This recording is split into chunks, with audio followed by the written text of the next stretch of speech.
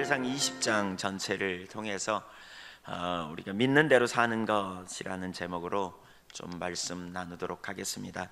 이 시대 우리가 고민해야 되는 문제 가운데 하나는 바로 내가 그리스도인과 함께 사는가라는 문제입니다.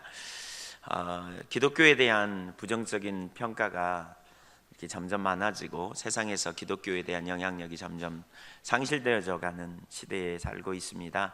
1960년대 한국이 어려움을 경험하면서 경제적으로 어려우면서 이렇게 새마을 운동이 일어나고 그런 운동과 함께 정말 기독교의 모든 교회가 이렇게 성장하고 부흥하는 그런 운동이 일어났다면 지금은 어떤 교회의 쇠퇴기처럼 느껴지는 그러한 시대라고 볼 수 있습니다.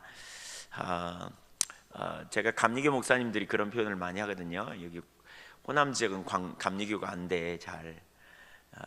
근데 제가 이번 목회자 우리 교육자 회의에서도 그런 표현을 했어요. 우리 안 된다는 말 하지 말자. 하나님이 우리의 구원자시기 때문에 그분이 우리를 인도하시면 우리를 어떤 상황에서든지 그분이 하실 거다. 그러면서 지금은 감리교만 안 되는 게 아니라 다 안 된다더라. 이렇게 참 어려운 시대예요. 왜냐하면 부정적인 평가가 난무하고 그렇기 때문에. 그래서 우리가 무엇보다도 이 시대는 나는 그리스도인입니다라는 어떤 그런 정체성을 말하는 것에서 세상에서 우리가 그리스도의 영광을 드러낼 수 없다는 거예요. 우리의 삶을 통해서 그리스도인다운 삶으로 드러내야 돼요. 우리가 믿는다고 하는 게 뭔가, 믿음을 우리가 깊이 생각해 봐야 되는데 우리의 믿음이 삶에서 열매를 맺는 자리까지 가야 한다는 거죠. 물론 그리스도 예수를 믿으면서 단번에 변화되지 않죠. 시간이 필요하지만, 그러나 성경은 우리가 그리스도인으로 예수 믿으면 하나님의 형상으로 변화될 것을 말씀하고 있어요. 우리는 믿는다는 말을 지적인 동의 수준으로 자꾸 이렇게 놔두기 때문에 더 이상 성숙이 안 되는 문제가 되지 않나 싶어요. 야고보서 2장 14절에 보면 그런 표현이 있어요. 내 형제들아, 만일 사람이 믿음이 있노라 하고 행함이 없으면 무슨 유익이 있으리요? 그 믿음이 능히 자기를 구원하겠느냐? 22절에도 네가 보거니와 믿음이 그의 행함과 함께 일하고 행함으로 믿음이 온전하게 되었느니라. 하나님은 우리가 믿는다고 말하는 자리에만 머물러 있는 게 아니라 우리가 믿는 대로 사는 삶을 우리에게 초청하고 계시는 것이지요. 근데 믿는 대로 살기 위해서는 우리가 우리의 가치관이 변화돼야 돼요. 우리의 가치관이 변화되지 않으면 믿는 대로 사는 삶이 불가능해요. 오늘 저는 이 다윗과 요나단의 우정에 대해서 여기 말하고 있는데 아주 길게 말하고 있어요. 사실 열왕기 상하에 보면 어떤 임금의 이야기를 한 두 줄로 끝내버리고입니다. 누구의 살았던 삶이 이와 같더라, 이 역대기에 기록되어 있지 아니하더냐, 이런 정도로 끝내버려요. 근데 다윗과 요나단의 이야기를요 아주 길게 이렇게 사용하고 있어요. 뭘 이야기하고 있을까? 우정을 잘 가져라, 이런 이야기일까? 그보다는 우리가 요나단의 신앙의 모습을 이렇게 볼 수 있는데 믿는 대로 사는 것을 우리에게 가르치고 있어요. 그런 관점에서 오늘 본문을 좀 읽어보기를 원합니다. 첫째, 하나님은 그 백성을 빚으시기 위해 광야로 인도하십니다. 하나님은 하나님의 사람을 빚어갔습니다. 우리가 예수 믿은 이후에 이것을 이해하지 못하면 신앙생활에 많은 혼돈을 경험합니다. 모든 하나님의 사람들이 이런 하나님의 형상으로 빚어져가는 과정이 있었고, 또 하나님께서 어떤 목적을 가지고 그 종들을 부를 때 이렇게 빚어져가는 과정이 있었음을 볼 수 있습니다.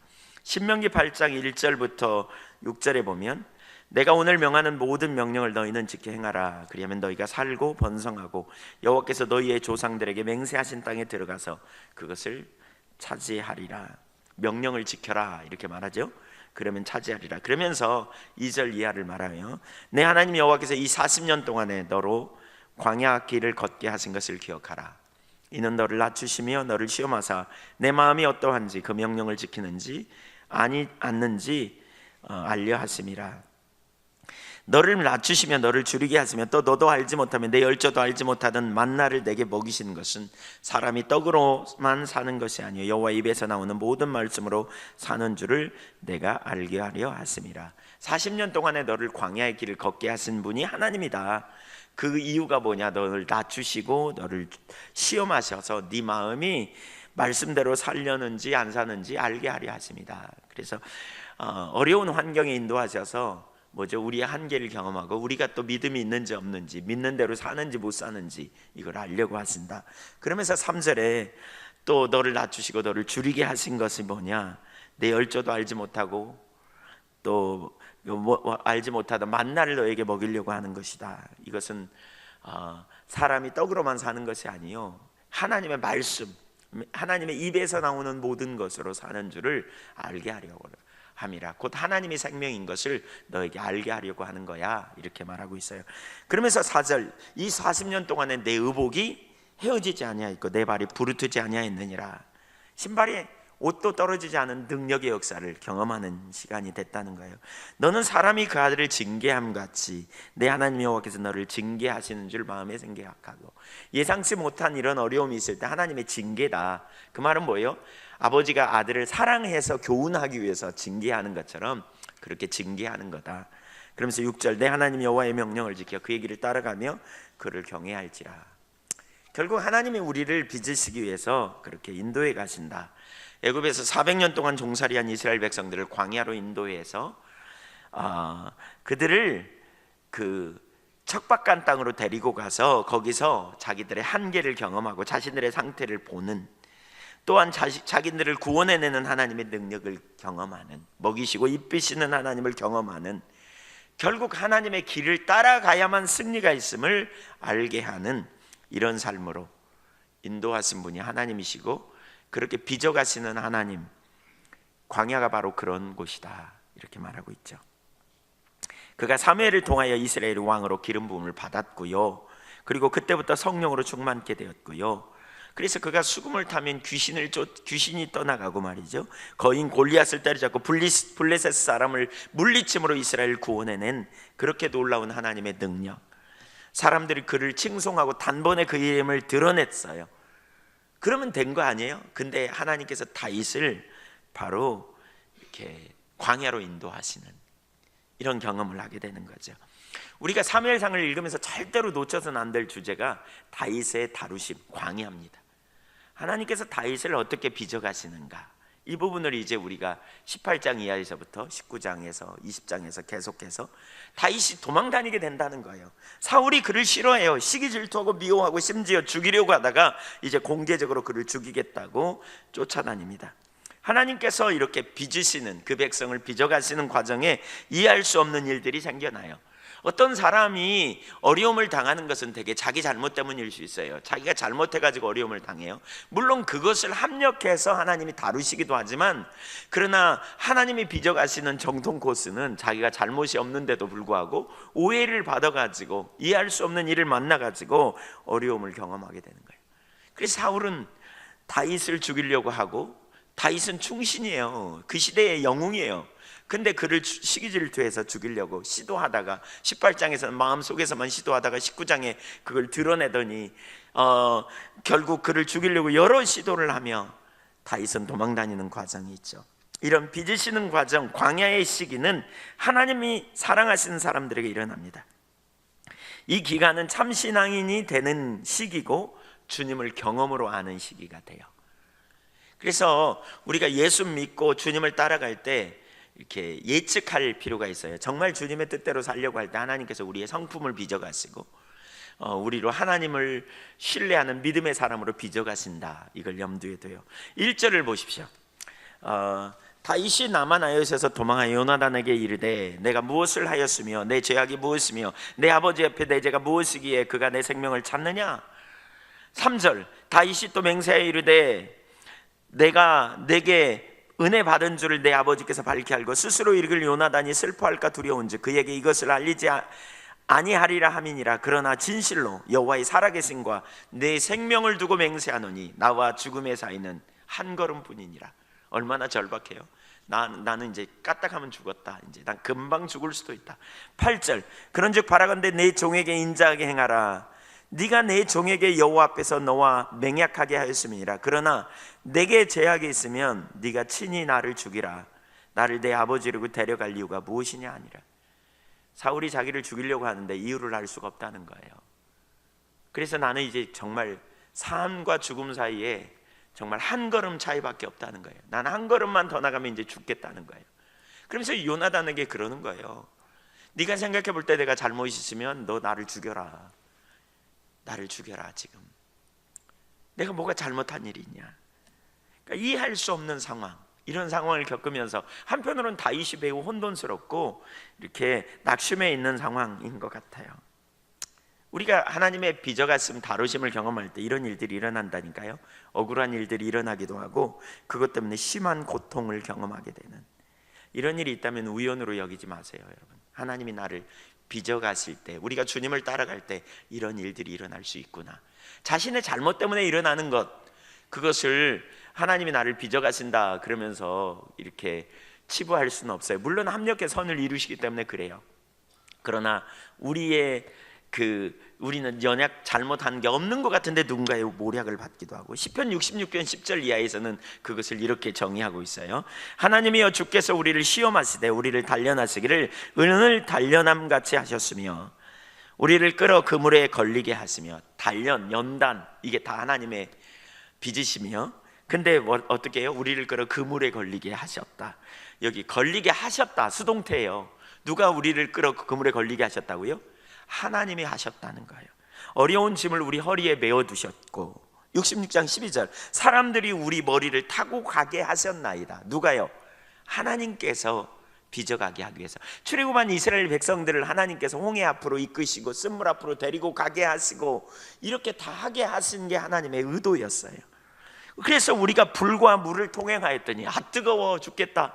그랬다가 또 문제가 해결되고 야 시원하다. 그랬더니 또 불 속에 또 들어갔다가 나왔다가 이런 과정을 겪었다는 거예요. 그래서 주께서 우리를 12절에 마침내 풍부한 곳에 끌어들이셨다. 마침내, 결국 하나님이 이렇게 하시는 것은 망하게 하시려는 게 아니고 빚어가심이 위함이에요. 풍부함. 시인이 이런 경험을 하는 거죠. 빚어간 시는 통로가 있어요. 막 끌어 그물에 걸게 하시고 허리에 무거운 짐을 두시고 뗄래야 뗄 수 없는 짐, 지고 가야만 되는 짐. 그리고 어떻게 한다고요? 우리를 사람들로 내 머리를 짓밟고 가게, 명예를 짓밟게 하고 가게 하는 어려움을 주는 이런 일들을 허락하신다는 거예요. 다윗을 이렇게 빚어가시는 시기. 그러니까 이런 시기에 우리가 정말 기억할 것은요, 이렇게 우리가 하나님의 명령대로 살도록, 하나님께서 말씀대로 살도록 우리를 빚어가신다. 아까 1절에 그렇게 해야 우리가 번성케 된다 이렇게 말하잖아요. 그러면서 2절에 그렇게 하나님께서 하셨다. 왜? 자기의 한계를 알고 자기가 얼마나 믿음이 없는가를 깨닫고 철저하게 하나님만 신뢰하고 하나님만 우리의 길이 되며 하나님만 능력임을, 그리고 그분이 우리를 그 광야에서 필요를 채우시고 공급하신 하나님임을 경험하도록, 이 하나님을 경험하도록. 저는 개인적으로 이런 경험을 축정교회에서 했어요. 제가 처음 목회 나올 때 이해할 수 없는 일로 제가 그냥 왕따처럼 이렇게 목회자들 세계에서 그런 경험을 하게 되고 말할 수 없이 어려움을 당했어요. 근데 그럼에도 불구하고 하나님이 기가 막히게 필요는 채우시더라고요. 기가 막히게 공급하시는, 의복이 떨어지지 않고 신발이 헤어지지 않는. 지금 생각해보면 어떻게 7년 동안 옷을 한 번도 안 사고 입을 수 있었는가. 이게 참 신기해요. 희한해요. 뭐가 먹고 싶다 그러면 먹고 싶다는 게 그 다음날 와. 그날 아니면 그 다음날 반드시 와요. 기가 막히게 하나님께서 필요를 채우시고 인도하시는 그분의 공급, 그분의 자원, 하나님을 경험하는 거죠. 내 생각 욕심대로 확 나갔다가 뒤집어졌다가 며칠 동안 끙끙 앓았다고 회개하고 삶을 전환하면 또 하나님의 임재가 회복되는 이런 역사를 경험하는. 그래서 결국 하나님만 능력이구나, 하나님만 생명이구나, 이렇게 우리를 하나님을 경험하게 하고 그렇게 하나님을 알게 하심으로 이 땅에서 우리가 뭐예요? 세상적인 가치관대로 사는 게 아니라 하나님의 가치관대로, 하나님의 길을 따라, 하나님의 방법을 따라 살도록 인도하시는 거예요. 그렇게 우리가 보이는 것을 중시하는 세상에서 보이지 않는 하나님을 신뢰함으로 좁은 길을 선택함으로 그렇게 살아도 하나님께서 그 손을 들어주시는구나, 이걸 알게 하심으로 하나님의 영광을 드러내기 원하시는 거죠. 예, 좁은 사고 자기중심적 가치관을 깨뜨리는 것이지요. 이런 경험을 통해서 뭐예요? 사람을 포용하는 자로 서게 된 거예요. 하나님께서 우리 가운데 그렇게 하시는 것 같아요. 우리를 빚어가시되 점점 어떻게요? 이렇게 미성숙한 사람도 그냥 싸매버리는, 사랑으로 싸매는, 그냥 그 고기가 그냥 큰 고기는 작은 고기를 먹어버리잖아요. 그냥 씹지도 않고 그냥 삼키잖아요. 이런 것처럼 그냥 누군가가 미성숙하고 문제를 일으키고 자기중심적이고 그걸 가지고 우리가 판단하고 정죄하는 자리에 있는 게 아니고 그냥 그런 다른 사람도 그냥 싸매는, 이렇게 품는 이런 삶으로 이렇게 넓혀가는, 하나님이 이런 일을 우리 가운데 이루어 가시는, 이렇게 빚어가시는. 그래서 뭐예요? 내가 믿는 하나님이 진리고 그분이 원하시는 길로 우리를 이끌어 가시되, 이 땅에 사는 것이 전부가 아니라 그분의 나라가 있고 그분의 나라를 통치를 우리가 받고 나아갈 때 결국 궁극적인 승리가 그분의 말씀 안에 있음을 우리로 가르치는, 그리고 그대로 살게 하는, 마음과 육체에 원하는 방법대로 지시대로 살았던 삶에서 하나님의 말씀을 따라 하나님의 마음을 따라 용서하고 사랑하고 사는 삶으로 변화시키는 과정, 이런 일로 우리를 이끌어 가시는 과정인 것 같아요. 삶의 방향성이 없던 삶에서 이제 하나님과 동행하는 가운데 하나님의 인도하심을 따라 약속의 땅을 바라보면서 이 땅이 전부가 아니고 현실에 집착하는 삶이 전부가 아니고 영원한 삶으로 살도록 우리를 이끄시는 과정, 돈이 힘이었고 명예가 힘이었던 삶에서 하나님의 힘이 되는 가치관으로 변화시키는 과정, 그래서 이 땅에서 하나님 나라를 실현하고 말씀을 따라 살 때 승리하게 하심으로 세상에서 하나님의 영광을 드러내는 그러한 민족으로, 그러한 백성들로, 그러한 나로, 그러한 여러분들로 세우기 위해서 하나님이 우리를 빚어가신다는 거죠. 다윗은 사울을 죽일 기회가 여러 번 있었잖아요. 근데 그때마다 그는 감정을 따라 행하지 않았어요. 그는 말씀을 따라 행했어요. 이게 빚어가는 과정에 일어나는 일이에요. 감정을 따라 행하면 어떻게 돼요? 하나님 앞에 범죄라는 걸 알았어요. 그래서 어떻게 해요? 하나님이 내 머리를 드시는 분입니다. 그래서 그는 감정을 따라 행하지 않아요. 하나님을 따라 행해요. 이렇게 그의 아들이 그를 죽이려고 했고, 또 시므이라고 하는 사람이 그가 아들에게 압살롬에게 쫓겨 도망갈 때 그를 비루한 자라고 저주받은 자라고 그를 향해 흙을 뿌리면서 장난질을 칠 때에도 그는 하나님이 저에게 시키신 일이기 때문에 그를 죽이려고 하지 않아요. 그리고 그냥 가는 거죠. 감정을 따라가지 않고 넓은 사람이 되는 거예요. 품어버리는 거예요. 이렇게 다윗은 왕이 되어 죄를 범했을 때 나단 선지자가 죄를 지적할 때 자기보다 비교할 수 없는, 권력이 없는, 힘이 없는 하나님의 사람이었던 나단, 하나님의 사랑이라고 공개적으로 드러났었다면 아마 훨씬 덜 그랬을 거예요. 그러나 그 당시에 나단은 별로 이름이 없었을 것 같기도 해요. 근데 그런 나단 선지자가 와서 자기에게 죄를 지적하자 그는 겸손히 엎드립니다. 그 앞에. 이게 뭐예요? 하나님이 다윗을 다루심을 통해서 이런 삶으로 빚어간 거죠. 법궤를 메고 들어올 때 그 앞에서 그는 오직 하나님만 두려워하며 하나님만을 예배하기 위해서 얼마나 힘차게 춤을 추었는지, 바지가 뻗어지는 줄도 모르고 말이죠. 그는 하나님만 예배하고 섰어요. 미갈이 그러잖아요. 뒤에 나오지만 우리가 나중에 채신머리 없이 계집종들 앞에서 바지가 뻗어지는 줄도 모르고, 그러자 뭐라 그럽니까? 나는 하나님 앞에 보이려고 한다. 그는 하나님을 신뢰했기에 믿는 대로 그렇게 삶을 살았어요. 그 과정에 뭐가 있어요? 다루심이 있어요. 빚어갔습니다. 하나님이 왜 우리를 빚어가시느냐?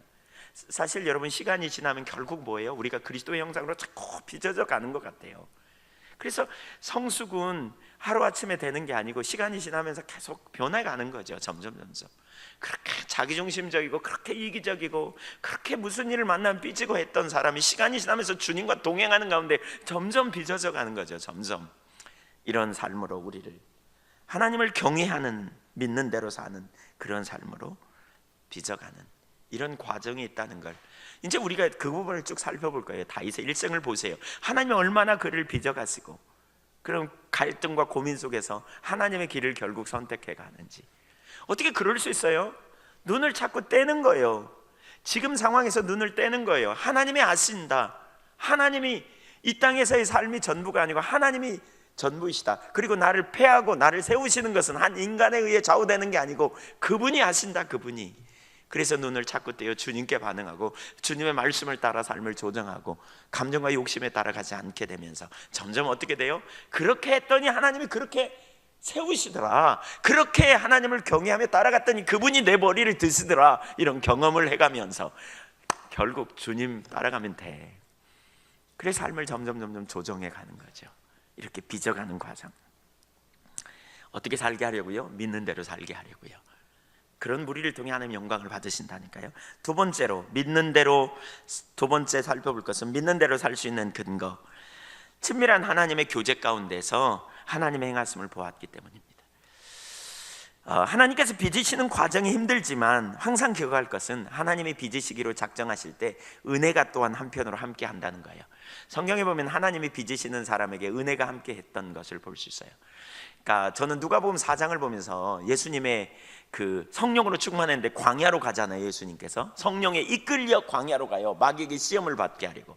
그러니까 여러분 보세요. 성령님이 예수님마저도 마귀에게 시험을 받게 하시려고 광야로 이끌었어요. 아니, 하나님의 아들이 무슨 시험을 받아요? 왜 그럴까요? 그분은 시험이 필요 없는 분이에요. 그러나 그분은 우리의 모델이세요.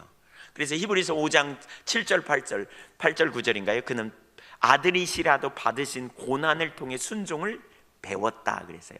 순종을 배워갔다는 거예요. 고난을 통해서. 이게 빚어가심 아닙니까? 그래서 광야에 이렇게 갔어요. 근데 광야에 가서 40일 동안 주님이 금식하실 때 어떤 일이 벌어졌다고요?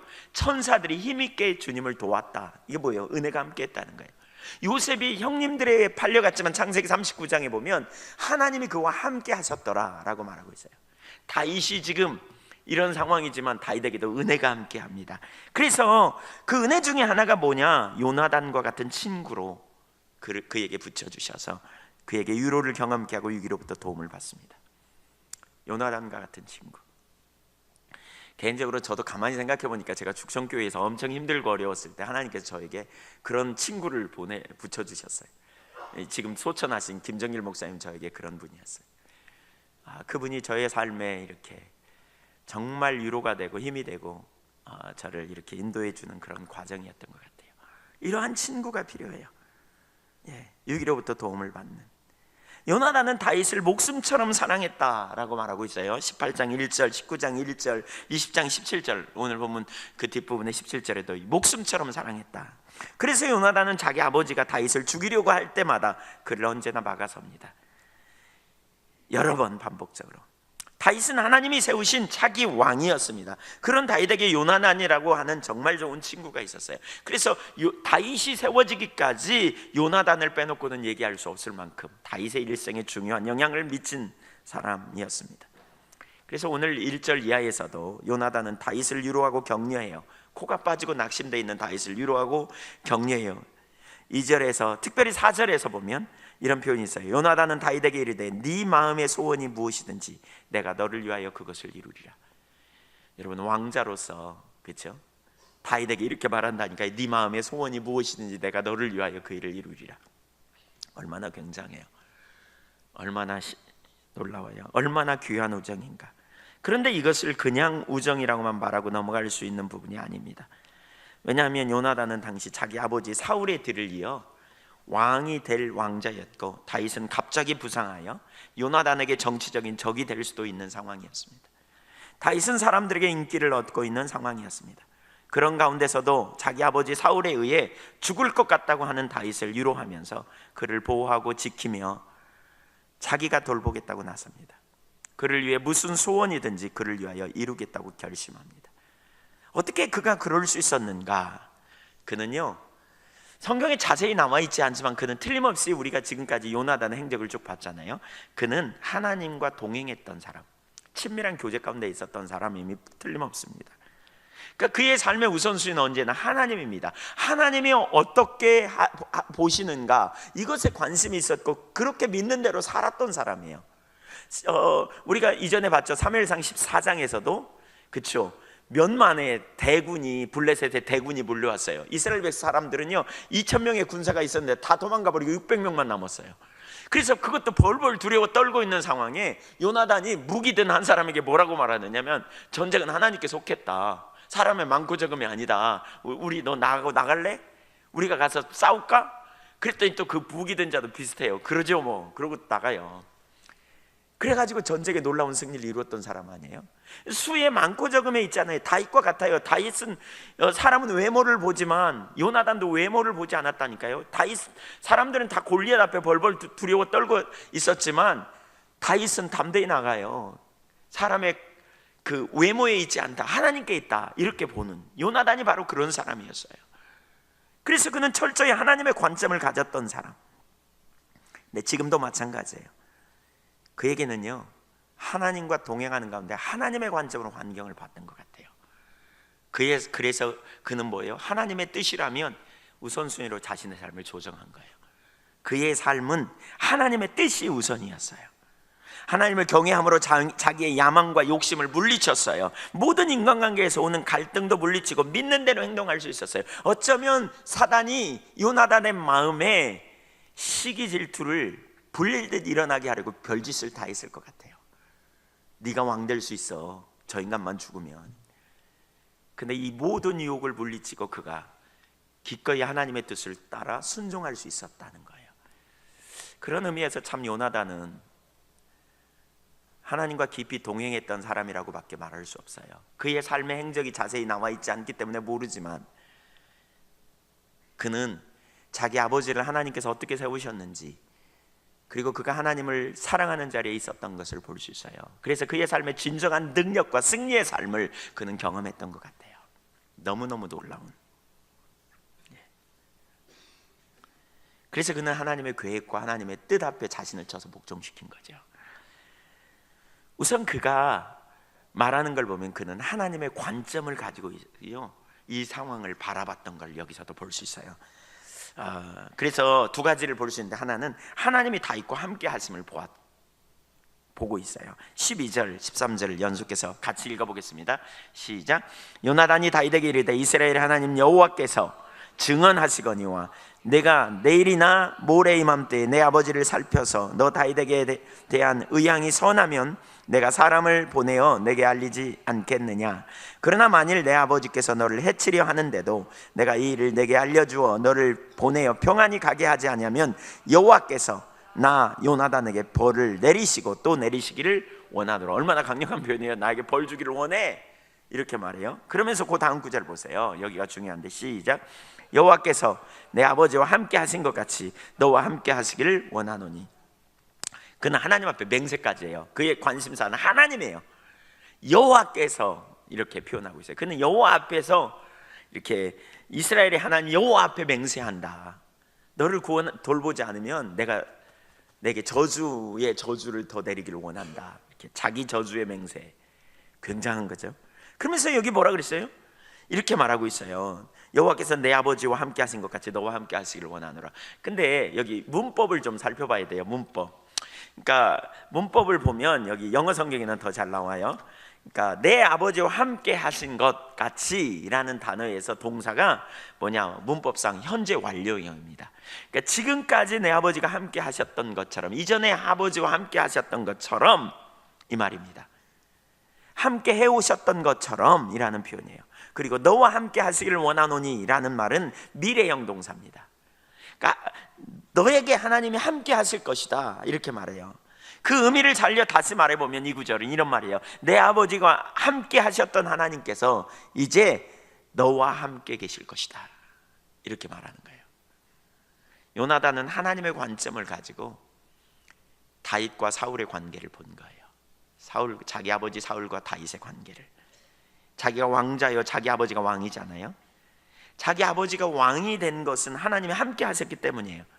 그러나 이제 하나님께 더 이상 자기 아버지와 함께 하지 않으시고 요나단과 함께, 다윗과 함께 하신다는 사실을 그는 알았어요. 이 말의 의미가 뭐냐? 왕권의 변화예요. 왕권의 변화가 있을 것을 그는 인식하고 있어요. 이제 왕으로서 사울의 시대의 종말이 왔고 이제 다윗에게 그 왕권이 넘어가고 있는 것을 그는 보고 있는 거예요. 하나님의 관점에서. 요나단은 하나님의 목적을 알았어요. 하나님의 의도를 알았다고요. 새롭게 세울 왕, 하나님의 마음에 합한, 그것이 바로 다윗이라는 사실을 알았어요. 자기 아버지가 하나님께 범죄했고 하나님께서 더 이상 자기 아버지를 쓰시지 않는다는 사실을 그는 알았던 것 같아요. 여러분이 요나단이라면 그런 사실을 알게 될 때 여러분은 요나단처럼 하실 수 있겠어요?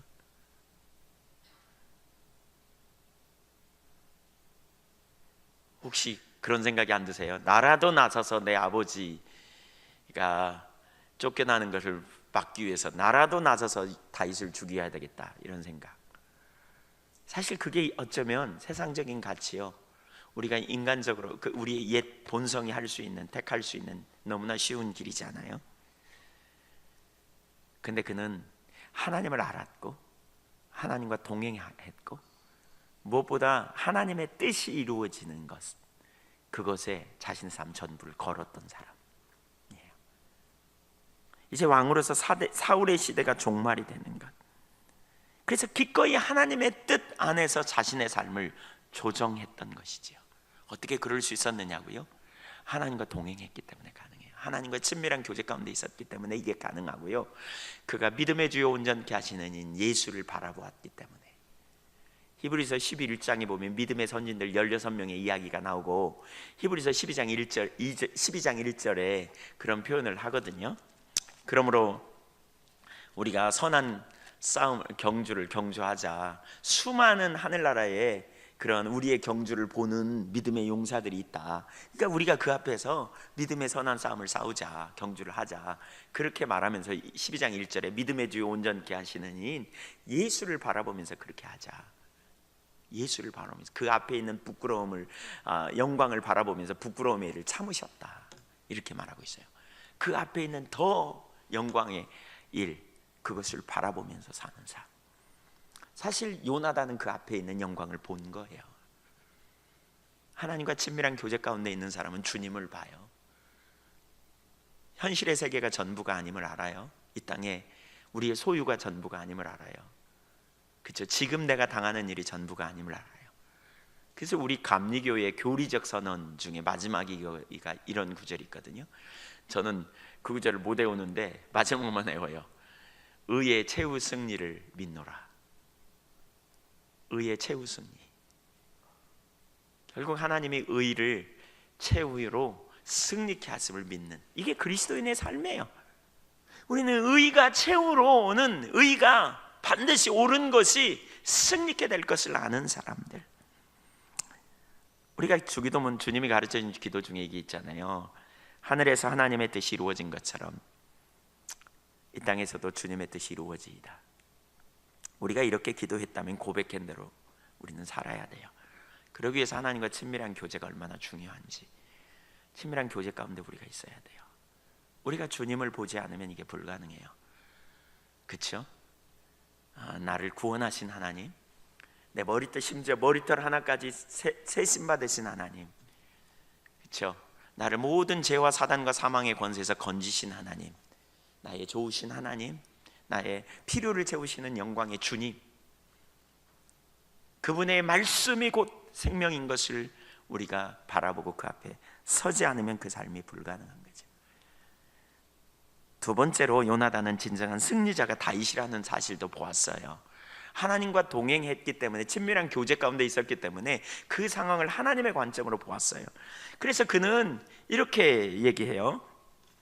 그러니까 본문 3절을 보면 나와 죽음 사이에는 한 걸음뿐이라고 초조해하는 아까 다윗의 모습을 우리가 살폈잖아요.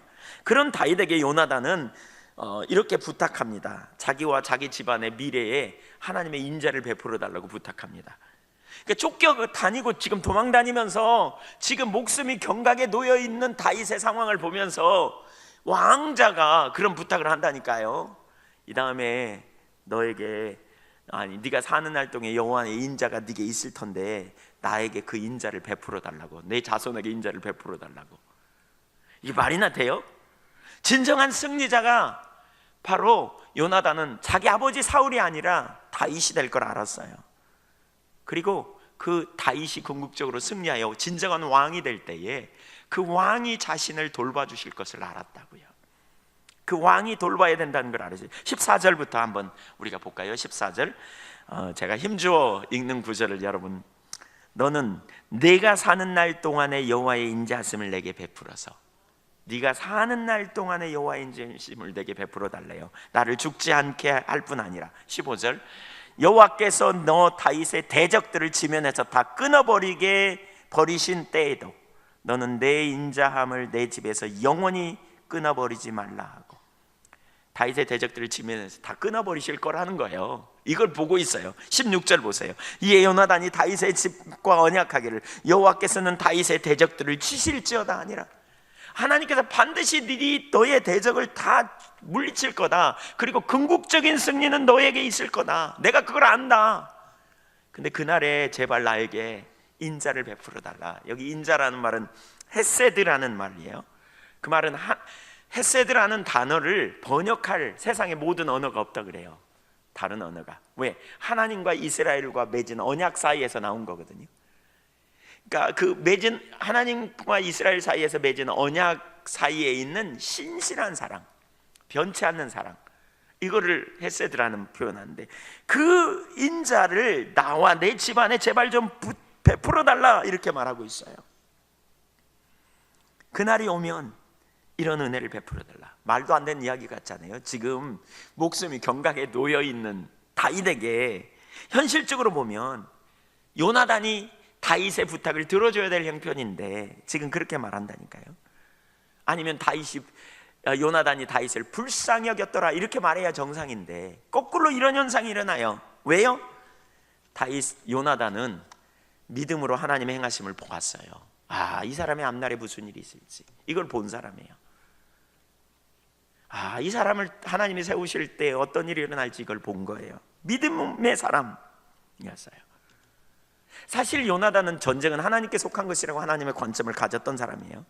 지금 쫓겨다니지만 훗날 그는 반드시 왕이 될 거고 하나님이 그와 함께 하시기 때문에 그가 반드시 온전하게 될 거다. 그의 이러한 경험은요 처음부터 끝까지 변하지 않아요. 그래서 사무엘상 23장 14절 우리가 뒤에 보겠지만 먼저 한번 잠깐 볼까요? 다윗이 광야의 요새에도 있었고 또 십광야 산골에도 머물렀으므로 막 도망다니는 거예요. 사울이 매일 찾되 하나님이 그를 그의 손에 넘기지 아니하시니라. 다윗이 사울이 자기의 생명을 빼앗으려고 나온 것을 보았으므로 그가 십광야 숲풀에 있었더니 사울의 아들 요나단이 일어나 숲풀에 들어가서 다윗에게 이르되 그에게 하나님을 힘있게 의지하게 하였는데 곧 요나단이 그에게 이르기를 두려워하지 말라. 내 아버지 사울의 손이 네게 미치지 못할 것이요 너는 이스라엘 왕이 되고 나는 네 다음이 될 것을 내 아버지 사울도 안다 하니라. 참 요나단은 한편으로 보면 세상적으로 보면 참 미련한 놈이라 이렇게 우리가 말할 수 있어요. 어떻게 아버지가 하는데 그걸 뒤에서 밀고 하고 이럴 수 있냐, 철없는 자식. 근데 하나님의 관점을 가졌다니까요. 그는 하나님의 안목을 가졌다니까요. 요나단은 하나님의 의도를 아는 사람. 그는 철저히 하나님이 함께 계시면 그가 승리한다는 사실을 아셨어요. 이게 하나님의 섭리예요. 한편으로는 쫓기게 하면서 한편으로는 도와. 이게 하나님의 섭리라니까요. 한편으로는 낮추시고 한편으로는 한편으로는 줄이게 하시고 한편으로 하나님이 먹을 걸 주셔. 그래서 뭐예요? 우리의 한계와 하나님의 능력을 경험하는 이게 다루심이에요. 근데 그 상황에 하나님이 요나단을 거기 쓰신다니까요. 한번 생각해 보세요. 도저히 도울 수 없는 사람을 통해서 돕는 거예요. 인간적으로 보세요. 도울 수 있는 사람이 아니에요. 이 다인 입장에서 보면. 그러니까 하나님의 은혜라고요, 이게. 그렇죠? 그게 은혜예요. 한편으로 보면 이게 하나님의 섭리이죠. 우리를 빚어가시는 과정. 근데 요나단은 한편으로 하나님의 의도를 알았어요. 철저히 하나님께서 함께 하시는 사람, 그는 반드시 승리한다는 걸 알았어요. 사실 그의 눈은 이미 다윗의 영원한 승리를 보았던 것 같아요. 이 구절을 보면 참 재밌어요. 15절에 뭐라 그러냐, 나는 내 인자함을 내 집에서 영원히 끊지 말라 이렇게 말하고 있어요. 영원히. 그러니까 그는 뭐예요? 하나님의 인자가 다윗 집안에 영원히 있을 거라고 말하고 있는 거예요. 영원히. 여기서 인자라는 말은 헤세드예요. 한 번 약속하고 말한 것은 끝까지 지켜내는 사랑, 이건데요. 여호와 하나님이 이스라엘 백성에게 베푸신 그 신실한 언약적인 사랑을 말하거든요. 그 언약적인 사랑이 다윗 집안에 있을 거라는 거예요. 그러니까 그 사랑을 가진 네가 우리 집안을 영원히 좀 돌봐달라 이러는 게요. 우리 집안을 좀 돌봐달라. 요나단은요, 지금 자기와 자기 자녀의 문제를 말하고 있지 않고요, 그 이상을 말하고 있어요. 믿음으로 다윗의 집안을 통해 태어날 후손이신 그리스도를 보고 있다고 말할 수 있어요. 영원하신 하나님의 언약 아래 베푸신 신실한 사랑이 다윗의 후손 그리스도에게 영원히 있을 것, 그리스도를 통해 영원히 나타날 것, 이걸 보았다고 말할 수 있어요. 거기까지 보았는지는 이 다음에 천국에 가서 물어보세요. 근데 제가 볼 때는 그런 의미가 여기 숨겨져 있는 것 같아요. 정말 하나님 나라가 영원하고 하나님이 하시는 일은 영원한데 다윗의 후손을 통해 그 인자들, 헷세드라고 하는 그 언약적인 사랑이 다윗 집안에 영원히 있을 건데 그것을 우리에게 베풀어 달라고 말하고 있는, 그래서 그는 세상의 가치와 통념을 뛰어넘은 관점을 가지고 있는, 이게 어떻게 가능한가? 하나님과의 친밀한 교제 가운데 은혜로 하나님이 함께 하셨기 때문에 이걸 보았다고 말할 수 있어요. 이와 비슷한 사람들의 이야기가 성경에 나오는데요, 그 중에 하나가 뭐예요? 십자가에 달린 예수님 옆에서 예수님을 향해 간구하는 한 강도 이야기를 우리가 볼 수 있어요. 예수님이 십자가에 달려 있잖아요. 달려 죽어가요. 함께 십자가에 달려 죽어가는 처지에 있는데 그 한 사람이, 옆에 있는 한 사람이 예수님을 메시아로 보는 거예요. 이게 하나님의 은혜가 함께한 거지 뭐예요. 그래서 뭐라 그래요? 누가복음 22장 42절에 이르시되 예수여 당신의 나라에 임하실 때에 나를 기억하소서. 그랬더니 예수님께서 내가 진실로 내게 이르노니 오늘 네가 나와 함께 낙원에 있으리라. 참 이런 눈을 하나님께서 우리에게 갖게 해주시기를 우리는 사모해야 되겠습니다. 믿음의 눈, 하나님의 관점으로 보는 눈, 그 초라하게 십자가에 달려 죽어가는 하나님의 아들 예수 그리스도를 보면서 영원한 세계를 바라본 거죠. 하나님의 관점으로 세상을 보고 환경을 볼 때 우리는 믿는 대로 삽니다. 믿는 대로 살 수 있는 것은 그 관점으로 보았기 때문에 주님 우리에게 이런 안목을 부어주시옵소서라고 우리는 구해야 되겠어요. 지금 여러분이 만나는 환경을 어떤 관점으로 보고 계십니까? 지금 여러분이 맺고 있는 인간관계를 여러분은 어떤 눈으로 바라보고 계십니까? 다윗은 훗날 자신을 죽이려고 했던 사울의 죽음 앞에서 슬픔의 노래를 짓고 슬퍼했던 모습을 볼 수 있어요. 어떻게 그렇게 될 수 있는가? 하나님의 관점을 가졌기 때문에. 애굽의 총리가 된 요셉은 자신을 판 형님들이 자신 앞에서 두려워 떨자 내가 누구간데 하나님을 대신하겠습니까? 우리 민족을 살리려고 하나님께서 합력해서 선을 이루셨는데 내가 형님들을 먹여 살리겠습니다 라고 그는 고백합니다. 그는 자신의 환경을 다른 관점으로 바라봤어요. 우리가 이런 눈이 열려야 되겠다고 하는 거예요. 주님과 친밀한 교제 가운데 신앙의 본질에 있는 것이 능력인 이유가 바로 여기 있어요. 여러분 계속해서 주님을 알기를 구하세요. 우리 이런 찬양이 있죠. 이 몸의 소망 무엔가 우리 주 예수뿐일세 우리 주 예수밖에는 믿으리 아주 없도다. 우리의 소망은 영원하신 왕 예수 그리스도 그분뿐이시다. 그래서 그분을 바라볼 때에 우리 이 땅에서 우리가 어떻게 살아야 될지, 어떤 안목을 갖게 될지 우리는 훨씬 더 자유하게 될까요? 가끔 사람들과 만나서 이야기하다 보면 가끔 한번 잠깐 스치는 것에서는 잘 드러나지 않지만 오랫동안 같이 생활하고 또 이야기하고 나누다 보면, 교제하다 보면 미성숙한 부분이 튀어나오고 과거의 상처가 튀어나와 가지고 이렇게 힘들게 하는 모습을 볼 수 있어요. 그런 사람들을 어떻게 잘 싸매고 세워줄 수 있겠어요? 더 성숙된 사람이 사랑으로 그를 품으면, 더 성숙된 사람이 사랑으로 그를 참으면 그의 삶도 그렇게 변화될 거예요. 우리가 그렇게 하나님의 관점으로 볼 수 있는 안목이 우리 가운데 있기를 간절히 소원합니다. 그래서 요나단처럼 우리가 지속적으로 주님과 친밀한 교제 가운데 동행하는 삶이 된다면 우리 삶에 강력한 능력이 있을 거라는 거예요. 주님 앞에서 우리가 그러한 자리로 더 나아가야 되겠다고 하는 거예요. 세 번째, 믿는 대로 살기 위해서 치러야 될 대가. 사울이 다윗을 죽이려는 직접적인 이유가 오늘 본문 30절 31절에 나옵니다. 본문 뒷부분에 30절 31절을 보겠습니다. 사울이 요나단에게 화를 내며 그에게 이르되 폐영무도한 계집의 소생아, 네가 이새의 아들을 택한 것이 내 수치와 내 어미의 벌거벗은 수치됨을 네가 알지 못함이라. 이새의 아들이라 그러잖아요. 천부장인데 이새의 아들. 이건 뭐예요? 멸시하는 태도예요. 그냥 무시하는 태도. 그래서 이새의 아들을 택한 것, 이새의 아들을 사랑하는 걸 알아. 다윗을 사랑하는 걸 알아. 그래서 그것이 내 수치와 내 어미의 벌거벗은 수치되는 일이다. 이렇게 말하죠. 그러면서 31절 이새의 아들이 땅에 사는 동안은 너와 내가 든든히 서지 못하리라. 그런즉 이제 사람을 보내어 그를 내게로 끌어오라. 그는 죽어야 할 자이니라 한지라. 아버지 사울은 자식을 사랑하고 염려했습니다. 그래서 그는 다윗을 죽이려고 하는 그러한 마음을 갖고 있는 걸 볼 수 있어요. 그런데 아들 요나단은요, 아버지 마음도 모르고 자꾸 다윗의 편에서 그를 보호해주고 있습니다. 그것 때문에 몹시 화를 냅니다. 이새의 아들을 택한 그것이 너와 내 어머니를 수치스럽게 하는 일이라고 말합니다. 그것도 모르냐 바보야? 이러는 거예요. 지금 그가 있는 동안 네가 절대로 왕 될 수 없어. 왜 그렇게 바보 같은 행동을 해? 그러니까 그가 죽어야 돼. 그러면서 강하게 책망합니다. 사울은 아들을 사랑해서 자기의 왕좌를 물려주기 원했어요. 그래서 사울은 그것을 위해 아들을 죽이려고 합니다. 그러나 그것을 막아서는 요나단의 행동이 사울의 입장에서 볼 땐 너무너무 철없는 행동이고 이해할 수 없는 멍청한 행동입니다. 바보 같은 행동을 하고 있습니다. 사울과 요나단, 이 두 부자 간의 차이가 뭡니까? 한 사람은 죽이려고 하고 한 사람은 막아서려고 하는 이 두 부자 간의 차이가 뭘까요? 신앙적 가치관과 세상적 가치관의 차이가 뭔지를 보여주는 겁니다. 신앙적 가치관과 세상적 가치관의 차이를 보여주는 겁니다. 믿음이 있는 사람은 하나님의 관점에서 매사를 봅니다. 그렇기 때문에 가치관이 달라집니다.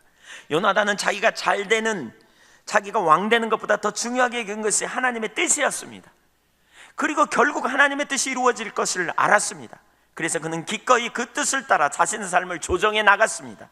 그리고 그것이 하나님 앞에 죄라고 아버지의 행동을 막아섭니다. 그러나 사울은 달랐어요.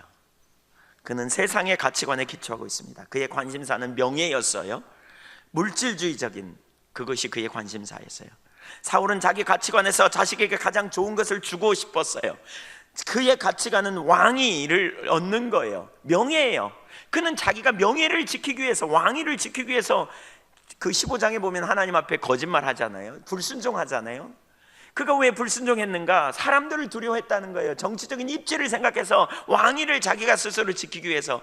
그의 최고의 가치관은 하나님이 아니고 물질주의였고 명예였어요. 그는 그런 가치관에서 자기 자녀를 양육한 거예요. 그리고 자기 자녀를 위해 자기가 뭘 해야 될지 우선순위를 정한 거예요. 여러분, 이 세상에 우리의 가치관이 뭔가를 우리는 찾아야 돼요. 우리의 가치관이 무엇인가? 우리의 최고의 명예와 우리의 최고의 축복이 무엇인가? 우리는 뭘 사모하는가? 성경을 그 성경적인 관점으로 소요리 문답에 그런 표현이 나오죠. 장로교 소요리 문답 제 첫 번째에 그게 나온다 그러죠. 인간이 사는 최고의 목적은 하나님의 영광이다. 그 무슨 얘기예요? 너의 가치관은 하나님이어야 돼. 이 말입니다. 하나님이 너의 인생의 목표요, 가치관이어야 돼. 이 말입니다. 저는 이런 생각이 들었어요. 가치관 싸움이다. 한 사람이 변화되는 것은 가치관이 변화되는 거예요. 우리가 왜 예수 믿기 어려운 줄 아세요? 가치관이 안 바뀌어서 그래요. 말씀대로 살기가 어렵거든요. 말씀대로 살기가 어려워요. 하나님은 계속해서 뭘요? 하나님의 가치 기준, 그 성경적 기준을 가지고 말아요. 하나님, 우리의 가치관, 성경적 가치관 우선순위를 가지고 우리에게 자꾸 말씀을 들이대요. 근데 나는요, 변하지 않았어. 내 가치관이 뭐예요? 세상적이에요. 물질주의적이에요. 만모니즘에 내 초점이 온통 가 있어요. 명예와 물질과 세상적 쾌락과, 그렇죠? 여기에 우리의 온통 관심이 다 거기가 있어요. 그러니까 우리가 주님을 믿는 것도 뭐냐? 그거 얻기 위해서, 이렇게 하면 그거 잘 얻는다 그러니까 믿는 거예요. 그것을 추구하기 위해서 주님을 찾는 거예요. 그것을 따르기 위해서, 그것을 얻기 위해서, 그것의 이득을 추구하기 위해서 가는 거예요. 세상적 가치관, 그의 관심사는 명예였고 물질주의적인. 우리가 우리 자녀들에게 무엇을 주기를 원하는가? 무엇이 자녀를 위해 내가 주고 싶어 하는 것인가를 봐야 됩니다. 세상적 지위나 물질인가, 아니면 하나님을 경외하는 믿음의 신앙인가? 내가 무엇을 믿고 있는지를 볼 수 있는 대목이에요. 세상적으로 가치 있는 것에 우리의 가치를 두기 때문에 하나님의 길로 행하지 못합니다. 세상적인 가치 있는 것이 안 중요하다 이거 아닙니다. 필요합니다. 물질. 또 우리는 명예를 가질 필요가 있습니다. 그래서 뭐예요? 하나님의 영광을 위해 사는 거죠. 요한에슬레는 그 부분을 참 잘 정리해요. 돈에 대하여, 돈의 사용에 대하여 재물을 할 수 있는 대로 정당하게 많이 벌어라 라고 말합니다. 그러면서 뭐라 그러냐? 하나님의 기뻐하시는 삶을 위해 쓰라. 하나님의 영광을 위해 그 돈을, 재물을 쓰라 라고 말하고 있어요. 하나님의 영광을 위해 사용할 줄 아는. 요한에슬레는 개인적으로 돈을 정말 많이 벌었던 사람이에요. 목사인데 어떻게 벌었냐? 책을 써가지고 책을 굉장히 많이 썼어요. 다양하게. 그래가지고 돈을 엄청나게 많이 벌었어요. 근데 그는 자기의 생활비는 처음 그가 목회할 때, 첫 목회할 때 받은 사례비 수준으로 일평생 살았대요. 그리고 그가 죽을 때 그의 수중에는 아주 작은 돈만 남기고 있었다는 거예요. 왜요? 그의 가치관은 하나님 나라와 그의 의에 있었기 때문에. 그래서 주님을 쫓아가는 삶이 뭔지 우리가 이해해야 돼요. 그의 의를 구하기 위해서 자기가 복이 되어야 하는데 여전히 세상적 가치관에 목적을 둔다면 어찌 의의 길을 따라갈 수 있겠는가?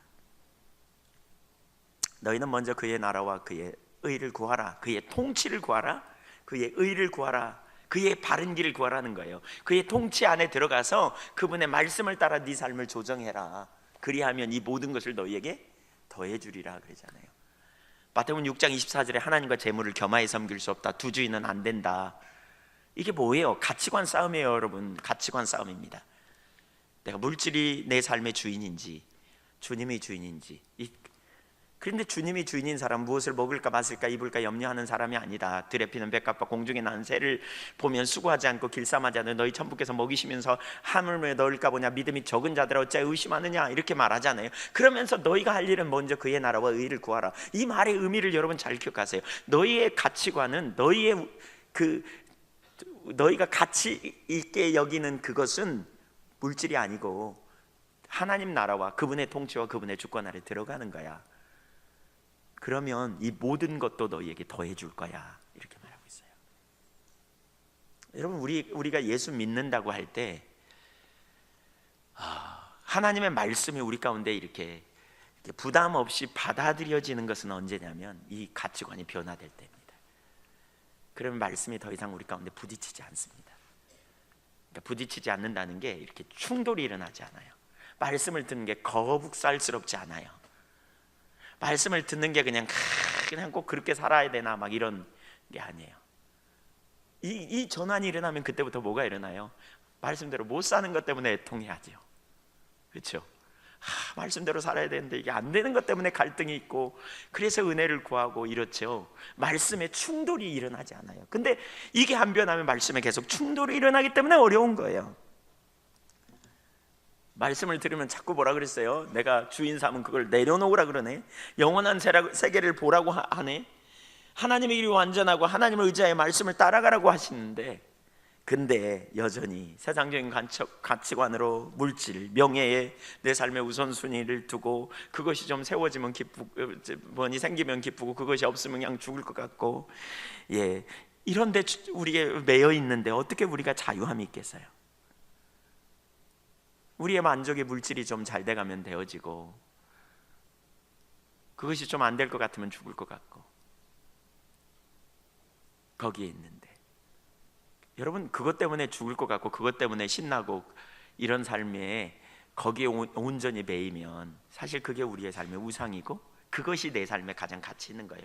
우상이 뭐예요? 내가 가치 있게 여기는 게 우상이에요. 그러니까 하나님의 주권 앞에 두면 뭐예요? 그것을 바라보되 우리가 하나님의 관점에서 봐요. 그래서 언제든지 우리가 손을 펼 수 있어요. 언제든지 뭐예요? 주님의 주권 앞에 순복할 수 있고요. 주님 앞에 우리가 겸손히 서는 거예요. 이 가치관이 변화되는 게 바로 그 부분이에요. 자녀가 우상이 될 수도 있고. 그래서 제가 그런 표현을 했죠. 많은 사람이 하나님이 우리의 영원한 가치가 아니면 눈앞의 가치를 추구한다고요. 자꾸 눈앞의 가치를 추구하다가 넘어지고 실패하고 무너진다고요.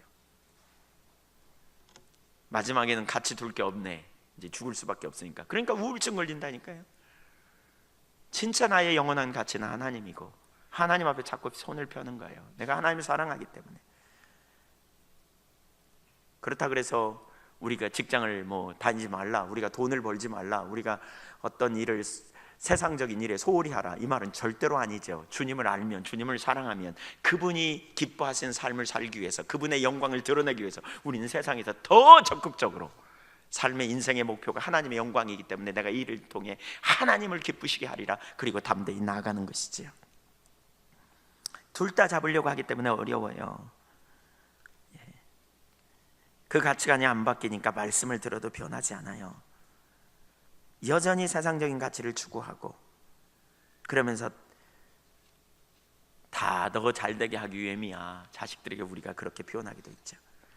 기억하십시오. 자녀가 변화되기를 원합니까? 부모가 먼저 달라져야 합니다. 저는 우리 양교회에서 다음 세대를 위해서, 우리가 정말 우리의 다음 세대를 위해 뭔가 일해야 되는데, 다음 세대가 변화되려면요, 무엇보다 먼저 부모님 변해야 돼요. 부모님들이 달라져야 돼요. 하나님 나라와 영광을 위한 그러한 우선순위가 정해져야 돼요. 그러면 그 자녀들에게 가정에서도 그 가치관으로 대할 거거든요. 그 관점으로 대할 거거든요. 세상적인 가치관으로 자녀들을 묶지 않을 거거든요. 부모가 안 바뀌는데 어떻게 자녀들이 바뀌겠습니까? 그래서 부모가 변해야 돼요. 물론 요나단과 같이 특별한 경우도 있지만, 부모님들이 자연스럽게 변하는, 유대인들의 세대 차이가 없다고 그랬잖아요. 왜 세대 차이가 없냐? 처음부터 끝까지 그들은 성경 교육을 하니까, 성경에 기초한. 그래서 성경을, 말씀을 암송하게 해요. 왜 암송해요? 말씀이고 생명인 줄 아니까. 그래서 어려서부터 애들도 무슨 일을 찾을 때 어떤 기준을 보는, 문화를 보는 기준이 하는 말씀이야. 이게 옳아 틀려, 그것이 세상적인 가치관이 아니라 돈이 되는 일이 안 되는 일이야, 이게 아니고 하나님이 기뻐하시는 일이 아니야, 이걸 이 기준으로 본다니까요. 문화를 바라볼 때, 어떤 행동을 할 때도 그렇고요. 인간관계를 보는 기준이 이 인간관계가 내 쾌락을 위한 거야 아니야, 내 유익을 얻는 거야 아니야, 이게 아니고요, 하나님의 기준으로 본다니까. 인간관계를, 물질을 보는 기준도 그래요. 하나님의 관점으로 본다니까요. 왜요? 성경적 세계관이 있으니까. 그러니까 자녀와 부모와 세대 차이가 나지 않기 때문에 이야기를 하면 통해요. 통해. 어떻게 통해요? 하나님 기준이 이거지 않냐? 그러면 아 그렇네요, 그리고 이렇게. 근데 이 부분이 안 되네요, 이렇게 나오지요. 근데 아이고, 누가 이 시대에 그렇게 산 사람이 어딨어, 이러면서 고루하게 말이야, 성경이고 그건 성경이고, 이렇게 나오면 벌써 세대 차이가 나는 거죠.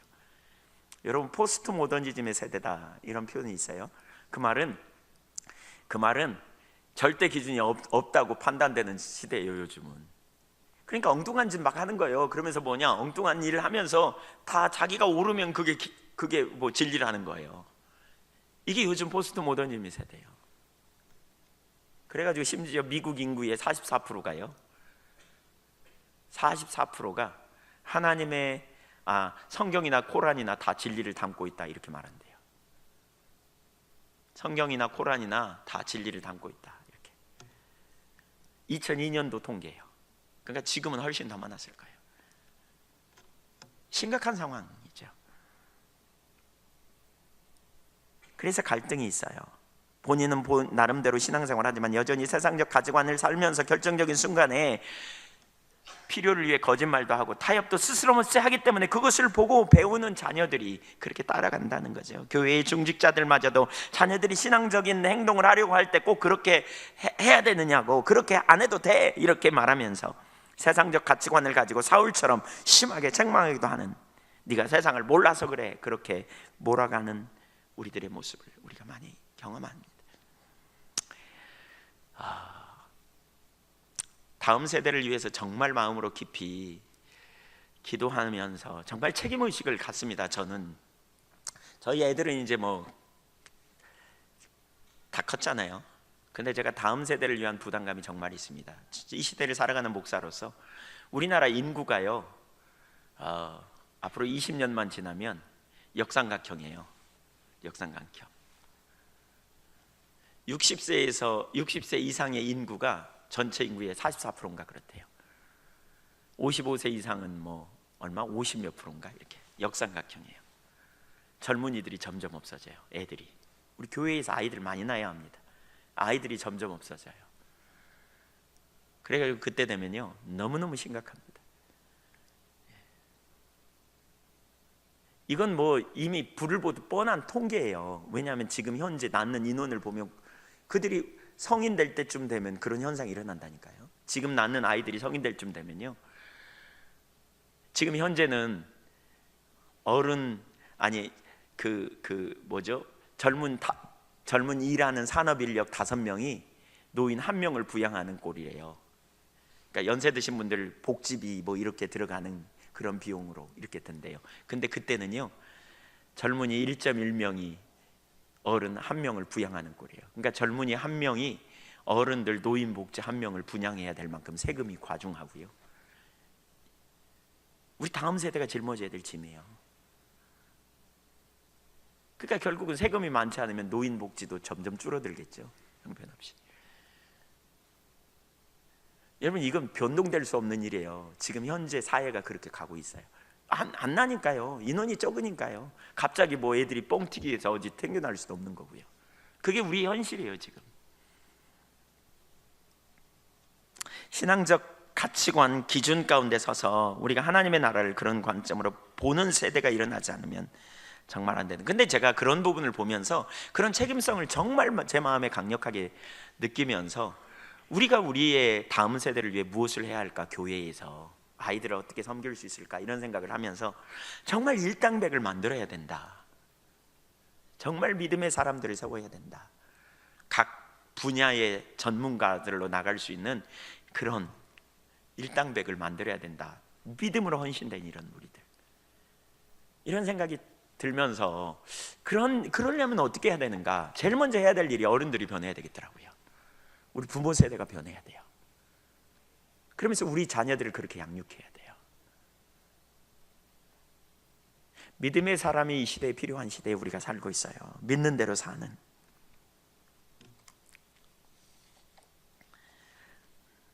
30절, 33절, 34절에 보니까 사울이 요나단에게 단창을 던져 죽이려 한지라 요나단이 그의 아버지가 다윗을 죽이기로 결심한 줄 알고 심히 노하여 식탁에서 떠나고 그 달의 둘째 날에는 먹지 아니하였으니 이는 그의 아버지가 다윗을 욕되게 하였으므로 다윗을 인하여 슬픔이었더라.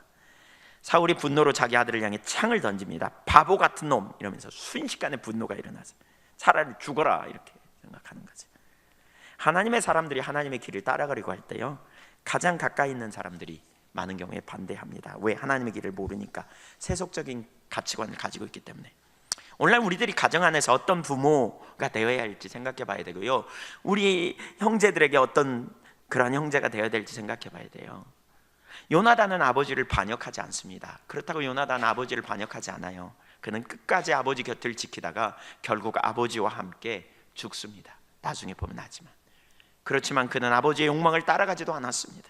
그는 다윗을 지켜줌으로, 다윗에게 신의를 지킴으로 하나님의 길을 따랐습니다. 아버지가 한 일을 생각하면서 다윗의 앞날을 생각하면서 슬퍼했습니다. 믿음의 사람은 자기 자녀를 위해 어떤 것을 남겨갈지 생각하는 사람이고요, 동시에 자기의 부모의 물질주의, 세속주의에 빠져 하나님의 길이 아닌 것을 보면서 슬퍼할 줄 아는 사람이어야 합니다. 요나단은 한 가지를 선택했습니다. 그는 아버지에게 불효하지 않았습니다. 아버지를 끝까지 지키다가 죽었습니다. 아버지와 함께 갔습니다. 또한 다윗에게 신의를 지켰습니다. 그런데 그는 이 틈바구니에서 자기가 한 일은 한 가지입니다. 자기 권리를 포기했습니다. 그는 왕자로서 차기 왕이 될 그 권리를 기꺼이 포기했습니다. 그가 왕이 되는 것은 그의 권리였습니다. 다윗만 제거되면 그는 왕이 될 수 있었습니다. 그는 아버지로부터 인정받는 아들이 될 수 있었습니다. 그냥 자기가 하기 어려우면 아버지가 하는 일을 막지만 않았더라도 그는 어쩌면 자동적으로 왕이 될 수도 있었을 것입니다. 그러나 그는 하나님의 뜻을 알았기 때문에 기꺼이 하나님의 뜻이 성취되기를 위하여 그는 자기 권리를 포기하는 사람이었습니다. 이것이 신앙입니다. 그는 믿는 대로 살았던 사람입니다. 여러분, 믿는 대로 살아보십시다. 믿음은 입술의 고백만이 아니에요. 진짜 하나님의 살아계심을 안다면 하나님의 길로 우리는 행해야 합니다. 그렇게 살지 못하는 이유가 뭡니까? 하나님의 길을 잘 몰라서 그러는 경우가 있고요, 아직 하나님을 잘 몰라서 그렇습니다. 신앙의 길을 잘 몰라서. 믿는 대로 살기 위해서는 대가가 지불되어야 된다는 사실을 우리는 이해해야 돼요. 그리고 믿는 대로 살기 위해서 우리는 자꾸 하나님이 누구이신지, 하나님의 길이 뭔지를 연구해야 돼. 정말 하나님이 살아계시고 그분의 나라가 있음을 우리가 연구해야 돼요. 생각해 봐야 돼요. 그리고 그분의 안에 생명이 있음을 생각해 봐야 돼요. 그리고 그렇게 믿는다면 그렇게 따라가는 것, 이것이 믿음의 길이에요. 요나단은 미련해 보였어요. 세상적 가치관을 가지고 볼 때 천하의 미련한 인생이에요. 하나님을 알지 못하면, 하나님이 계신 것과 하나님을 의지하는 자들을 지키시고 보호하신다는 사실을 알지 못하면 절대로 의의 길을 따라 행하기가 불가능해요. 그가 의의 길로 따라갔기 때문에 그는 성경에 오늘날까지 우리에게 기록되어서 성경의 모범이 되는 한 사람임을 볼 수 있어요. 하나님이 쓰셨던 사람들을 보세요. 단 한 사람도 자기 생각대로 가지 않은, 때로는 갔지만 돌이켜요. 믿는 대로 살았어요. 우리가 누구를 믿는가 생각해 보세요. 우리가 무엇을 믿는지 생각해 보시자고요. 우리가 이 땅에서 살아야 될 너무너무 중요한, 우리가 가져야 될 중요한 자세는 믿는 대로, 현재 내가 믿는 대로 살아보자고요. 잠시 놓쳐가지고 엉뚱한 생각할 수도 있어요. 그러나 다시 그 자리를 돌아오자고요. 조지 뮬러는 전쟁관들을 모아 돌봤어요. 허디슨 텔러는 아무도 가지 않는 땅 중국에 복음을 전하기 위해 가족과 함께할 안락한 생활을 포기했어요. 그 권리를 포기했어요. 제키 플린저가 저는 그 영국 여인으로서 홍콩에 와서 마약 중독자들을 사역하고 돌보는 놀라운 일을 했어요. 그를 통해 얼마나 놀라운 일이 이루어졌는지 몰라요. 누군가가 제키 플린저에게 이렇게 질문했다 그래요. 어떻게 이런 일을 할 수 있었느냐고. 그랬더니 제키 플린저가 이렇게 말했어요. 어떻게 예수님을 알면서 이런 일을 하지 않을 수 있냐고. 그녀는 믿는 대로 살았던 사람이에요. 믿는 대로 살아야 돼요. 이 시대에 그런 영광을 우리가 돌리면 좋겠어요. 제가 신문의 한 부분을 오려왔어요. 좀 읽으려고요.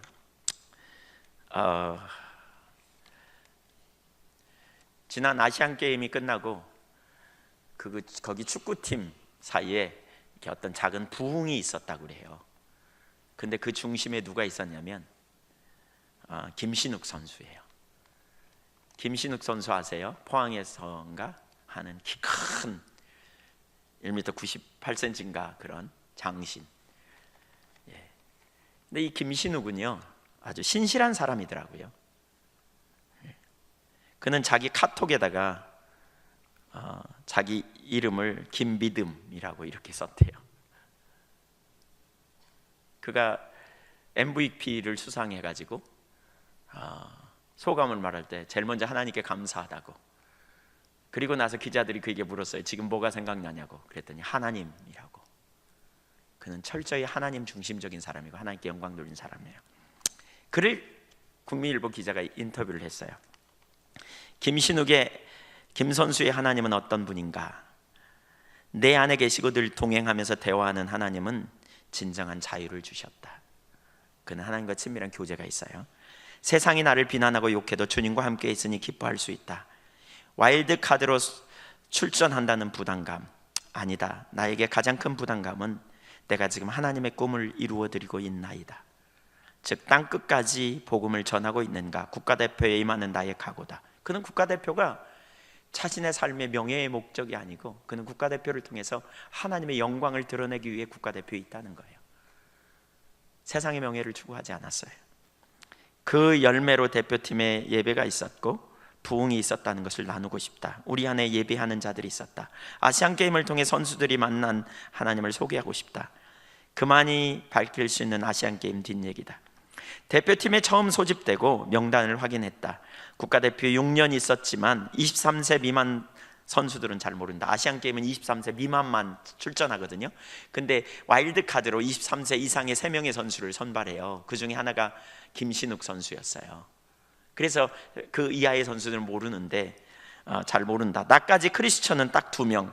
독일에 있을 때는 김진수 선수다. 지난 1월 전지훈련 때 같은 방을 김진수 선수와 썼다. 나는 잠자기 전 늘 하나님과 만나는 시간을 갖는다. 찬양 30분, 기도 30분, 또 아침에 일어나서 30분 진수와 같이 예배를 드렸다. 20일 전지훈련 동안 진수의 신앙이 바뀌었다.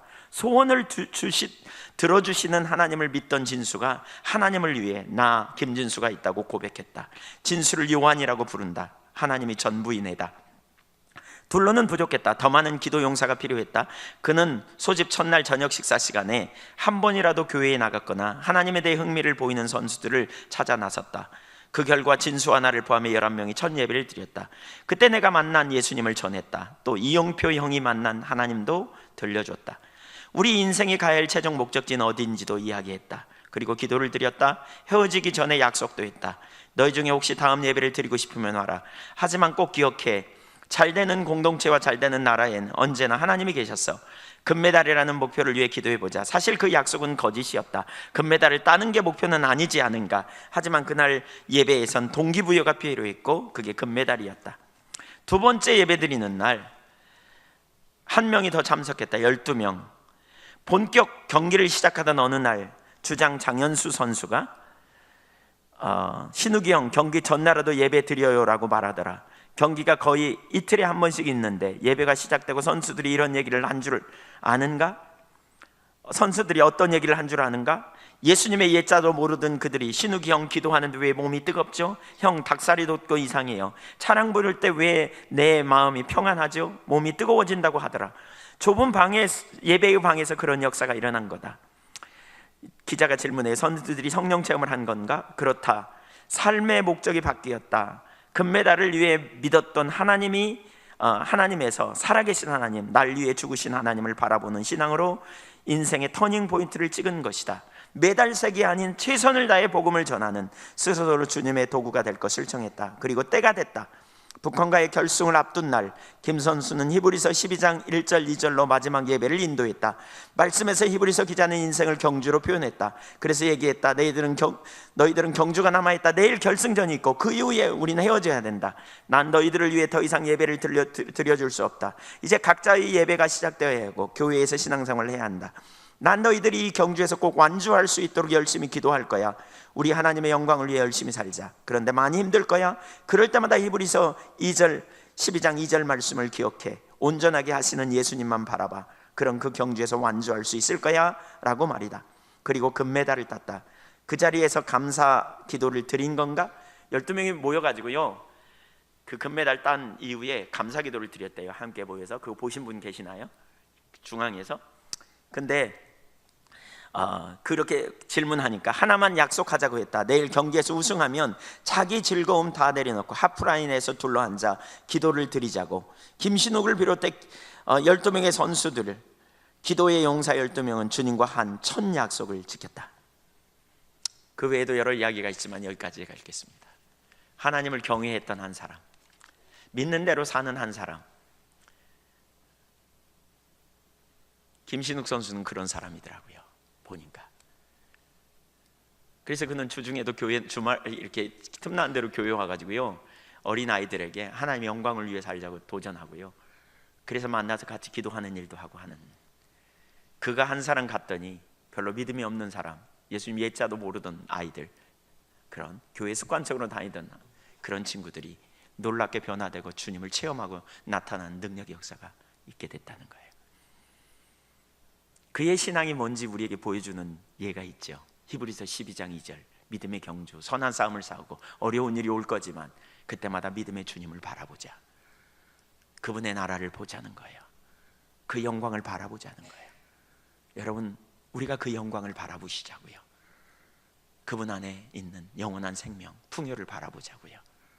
우리가 이 땅에서 무엇을 위해 사는지 보십시오. 이 땅에 천년 만년 영원히 살 것 같습니까? 아닙니다. 인생은 들의 풀과 같고 불의 꽃과 같은 존재입니다. 세월이 얼마나 빨리 갑니까? 우리는 영원한 나라를 준비해야 합니다. 우리가 믿는 대로 살아보십시다. 때로는 손해를 볼 수도 있어요. 때로는 바보처럼 보일 수도 있어요. 때로는 사람들이 나를 어떻게 볼까 생각이 될 수 있어요. 내 자존심이 상할 수도 있어요.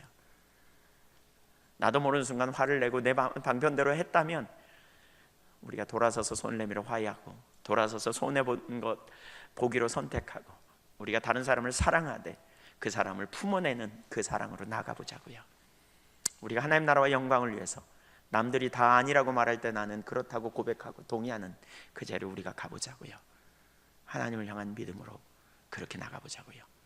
주님이 그런 무리를 통해서 영광 받으시고 그런 무리들을 통해서 하나님 나라가 넓혀지게 될 줄로 믿습니다. 기도하겠습니다.